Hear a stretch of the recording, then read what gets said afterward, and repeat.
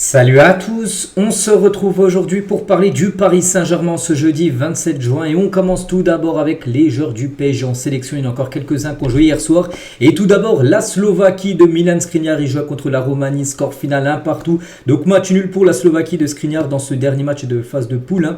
Un nouveau match solide de notre défenseur, voilà Milan Skriniar qui a commencé titulaire, qui avait le brassard de capitaine, il a joué tout le match et félicitations à lui et à sa sélection parce que la Slovaquie obtient son ticket pour jouer les huitièmes de finale de l'Euro. Félicitations bien sûr à la Slovaquie.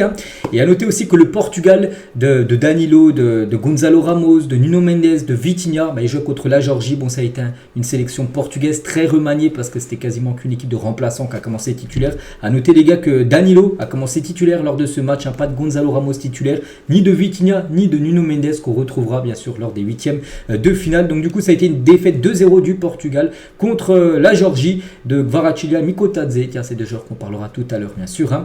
Donc voilà, et pour revenir les gars, tiens, sur l'Euro avec le Portugal, tout ça, ou même les autres sélections, le classement de tous les groupes après la troisième journée. Donc voilà, parce que toutes les rencontres ont été jouées, maintenant on bascule sur les matchs élimination directe et bien évidemment il y a pas mal de joueurs du Paris Saint-Germain engagés encore.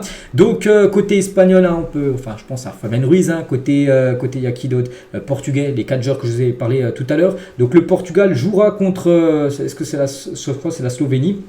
Donc la France, bien sûr, où il y a par exemple Barcola, Dembélé, ça sera un gros match contre la Belgique. Concernant, il y a qui d'autre qu'on peut parler, concernant l'Italie, Donnarumma, ça sera contre la Suisse. Et l'équipe de Skriniar, les gars, l'équipe de la Slovaquie contre l'Angleterre en huitième de finale. On souhaite une bonne chance, bien sûr, à tous les Parisiens. Donc on peut voir date et horaire, bien sûr, des rencontres. On peut voir, chaque date et horaire des joueurs du PSG qui joueront, bien sûr, une rencontre. Donc on parlera, bien évidemment, comme je l'ai fait tout au long de l'Euro, bien sûr, de chaque performance et de tous les joueurs du Paris Saint-Germain pour cette fin du championnat d'Europe des Nations. Il y a un joueur également du PSG qui joue la nuit prochaine, c'est de la Copa América et c'est Ugarte avec l'Uruguay contre la Bolivie. C'est à 3h du matin. Le premier match avait été gagné pour l'Uruguay, ils ont gagné 3-1 contre le Panama. Donc en cas de victoire dans la nuit prochaine contre la Bolivie, donc l'Uruguay sera officiellement qualifié pour les quarts de finale de cette Copa América. Et tiens, en parlant de Ugarte qui va jouer la nuit prochaine, qui a joué le match entier lors du Panama, donc on va parler aussi par rapport à son futur au PSG parce que vraiment pas sûr qui reste du côté de Paris. Et d'après PSG Inside Actu, donc Ugarte a énormément de clubs intéressés. Il n'y a pas que Manchester United et l'Atlético, il y a également la Juventus Turin, le Bayern, l'AS Roma, Arsenal et même Naples pour ceux connus actuellement, des équipes intéressées par Ugarte. Donc le joueur n'est pas contre de rester au PSG, mais si le club insiste pour le faire partir, alors il prendra la décision de s'en aller tout simplement. Si, voilà, en gros, si le club ne compte plus sur lui, il partira. Je trouve, lui il a dit, ce qui gère le Twitter, il a dit je trouve ça dommage pour ma part, on aurait dû lui laisser une deuxième chance. Mais comme il a dit dans le passé, c'est un choix de Luis Campos et non de Luis Enrique. Luis Enrique, même s'il joue très peu sous Luis Enrique veut encore le garder, c'est plutôt Luis Campos, le gars directeur sportif du PSG, qui souhaiterait vendre tout simplement Manuel Ugarte. Et toujours avec PSG Inside, il parle aussi d'un joueur, les gars, et le PSG commence à hésiter pour jouer Verman, aussi un joueur qu'on a entendu quelques rumeurs ces dernières semaines. Alors que le PSG était sur le point de faire une proposition au PSV, Campos a décidé de prendre un peu de temps pour se décider définitivement. Donc peut-être que les dernières performances à l'Euro du joueur néerlandais sont les conséquences de l'hésitation, on peut dire, de Luis Campos de passer à l'action concernant ce joueur. En gros, on ne sait pas si le PSG fera, oui ou non, une offre concernant ce joueur néerlandais qui déçoit, on peut dire un peu du côté des Pays-Bas, pour 7 euros. On continue, on va parler de ce jeune joueur aussi. D'après l'équipe, c'est l'équipe qu'on voit cette info aujourd'hui en ce 27 juin. Le PSG pense au jeune international esport espagnol de la Juventus Turin. Bon, là, il est avec le maillot de l'AS Roma parce qu'il était prêté, je crois, cette saison à l'AS Roma. Bref, il s'agit de Dean Huijsen, voilà, donc prix aux alentours de 20 millions d'euros. Donc il joue en défense centrale, donc ça peut être un plan B par rapport, on sait, Lenny Euro c'est toujours la priorité, mais voilà, Lenny Euro, les gars, je vous cache pas, c'est quasiment cuit. Il devra aller du côté du RAL. On sait qu'il y a d'autres noms comme Tapsoba, on a déjà entendu parler, peut-être pour être aussi le plan B ou même plan C par rapport à Lenny Euro. Il y a ce joueur aussi, les gars. Donc ce joueur, je vous cache pas, je connais très peu, mais voilà, il est quand même très jeune, il a seulement 19 ans. Il est grand, les gars, il fait 1m97. Voilà, il atteint quasiment les 2 mètres, donc il est polyvalent, il a l'aise des deux pieds et comme j'ai dit, il est très grand, il a un 97 et c'est qui plaît aux dirigeants parisiens en raison de son potentiel. Donc il est sous contrat actuellement avec la Juventus jusqu'en juin 2028.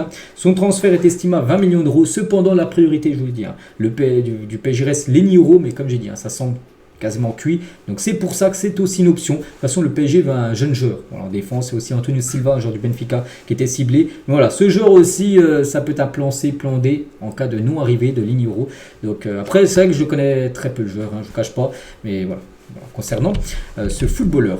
Et cet été, le PSG prévoit de toute façon de recruter au moins 2 défenseurs. C'est pour ça que ce joueur pourrait arriver, peut-être un autre joueur aussi, un autre DC pourrait également arriver. Le staff s'interroge sérieusement sur l'état de forme des joueurs blessés ces derniers mois, notamment de Kimpembe et Lucas Hernandez et Milan Skriniar, des joueurs qui ont eu beaucoup de blessures, surtout Kimpembe qui est blessé depuis 1 an et 4 mois. Est-ce que quand il va retrouver la compétition, parce que normalement la pré-saison, il doit être de retour, est-ce qu'il retrouvera le niveau qu'il avait dans le passé? C'est pas sûr. Lucas Hernandez qui va revenir en février, va louper quasiment une bonne partie de la saison prochaine. C'est pour ça qu'au moins 2 défenseurs devraient arriver. Puis Skriniar, bon, avec sa sélection, ça a l'air d'aller pour l'instant, mais avec le PSG, on sait que c'est plutôt limite. Donc c'est pour ça qu'au moins 2 défenseurs devraient débarquer. 2 défenseurs centraux, je vous parle bien sûr au club. Concernant João Neves, on en parle beaucoup là ces derniers jours. On continue bien sûr. Voilà, tous les jours, je parle des infos du PSG. On parle toujours que le PSG est intéressé par le joueur. Ça bouge pas. Et le joueur aimerait rejoindre le Paris Saint-Germain. Le milieu a été séduit par le discours de Luis Enrique. Toutefois, Paris ne veut pas payer la clause libératoire parce que le Benfica, il veut le lâcher pour 120 millions d'euros. Sa clause libératoire pour Paris, c'est trop cher, c'est vrai. Je pense que 90 millions d'euros, ça reste déjà une somme énorme pour un joueur de 19 ans. Bon, après, le Benfica, bien sûr, ils veulent le vendre le plus cher maximum, bien évidemment. Donc, Jorge Mendes est d'accord pour un potentiel transfert à condition que le PSG dégraisse. Donc, voilà, concernant tout simplement le cas João Neves. Et un autre Portugais, on sait que le PSG est beaucoup intéressé par les Portugais. Il y en a déjà 4 dans l'effectif, peut-être 5 avec João Neves. Et ce joueur aussi, Pedro Neto, d'après Jacob Ben, en gros, c'est un journaliste un peu comme Fabrizio Romano. Et hier, il faisait un podcast, puis il a parlé de ce joueur que le PSG est intéressé. Donc, voilà, je vous dis ce qu'il a dit. Donc, fort intérêt du PSG pour ce joueur de Wolverhampton. Donc Wolverhampton exige plus de 60 millions de livres, ce qui fait à peu près 70 millions d'euros pour ce joueur. Le prix ainsi que le bilan de blessure du joueur refroidit certains clubs de Première Ligue. Après les gars, je ne cache pas, je connais beaucoup plus João Neves que ce joueur. Bon, j'ai entendu parler de lui, bien sûr, mais voilà, je ne sais pas trop ce que ça vaut. Voilà, le PSG de toute façon ne fera pas venir les deux, un des deux, donc la priorité reste toujours bien sûr João Neves, mais ça peut être lui un plan B, on peut dire au milieu de terrain. Donc voilà, un nom aussi à surveiller. Concernant Rashford aussi, il y a toujours Jacob Ben dans son podcast qu'il a fait, c'était hier soir, il a parlé de lui, mais il a parlé aussi de Rashford, les gars. Il y a eu des nouvelles discussions entre le PSG et Manchester United au sujet de Marcus Rashford. Le Paris Saint-Germain envisage l'arrivée du joueur uniquement s'il exprime clairement le souhait de venir au PSG. Donc voilà, en gros le PSG ne fera pas de forcing. Il faut que le PSG, que le joueur déjà dise en gros qu'il a envie des envies de départ. Et pourquoi pas en France, Paris, là, bien sûr, le PSG pourrait passer à l'action concernant Marcus Rashford. C'est vrai qu'il a perdu totalement sa place cette saison, les gars. Il y a Kobe Meno, il y a Garnacho, tout ça du côté de Ojlund, du côté de Manchester. Lui, il a très peu joué. C'est pour ça qu'on se dit qu'il pourrait peut-être partir. Après, est-ce que ce sera Paris ou non? Ça, on ne sait pas. Mais voilà, concernant la situation de Rashford. Concernant Antonio Conte, le nouveau coach de Naples, pour revenir sur Kvaratskhelia. Donc il n'y a aucun doute, Kvaratskhelia restera ici et il jouera pour Naples la saison prochaine. Tout est clair, Kvara restera ici avec nous. J'ai mis un veto absolu à un départ. Donc en gros, quand il dit mais un veto, c'est-à-dire qu'il a mis un nom absolu à un départ. Il veut absolument le conserver. Donc Kvaratskhelia hier qui a fait un énorme match. Kvaratskhelia, comme j'ai dit, il a fait un gros match, homme du match contre le Portugal, en plus buteur. Et bien sur la déclaration de Conte, qu'est-ce qu'il a dit voilà, en gros, c'était sûr qu'il restait tout ça. Il a réagi à ça, Kvaratskhelia. Il a dit je respecte Conte, c'est l'un des meilleurs coachs. Je respecte aussi Naples, j'aime Naples.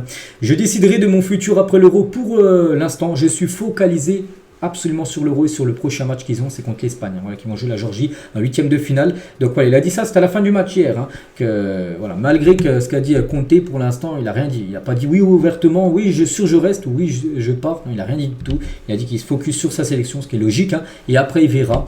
Donc voilà. Bon, Conte, on pense que... Enfin, lui, il veut absolument le garder. On verra qui aura le dernier mot dans cette affaire. Où le PSG, Naples, surtout, aimerait en avoir au moins 120 millions d'euros si... Imaginez, il venait à quitter le club. Et pourquoi pas, donc là on parlait de Kvaratskhelia, et pourquoi pas Mikotadze, les gars. Mikotadze, tiens, parce que Mikotadze, un joueur, qui a joué contre le PSG cette saison, il jouait du côté de Metz. Et ça, on parle beaucoup de Kvaratskhelia, donc Mikotadze, il n'y a pas de rumeur, les gars, je vous cache pas.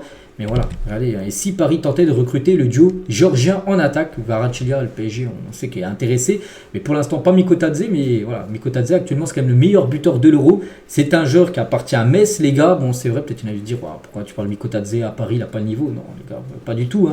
Je suis sûr qu'il a autant le niveau que Randal Colomwani et Gonzalo Ramos. Hein. Voilà, c'est un joueur quand même. Bon, là, c'est marqué 2 buts, il est même à 3 buts. Hein. Lors de l'Euro, une passe D. Donc, c'est un joueur, bien sûr, qui peut être intéressant pour le PSG. Pourquoi pas. En plus, il avait ouvertement dit qu'il souhaitait rester en Ligue 1 saison prochaine.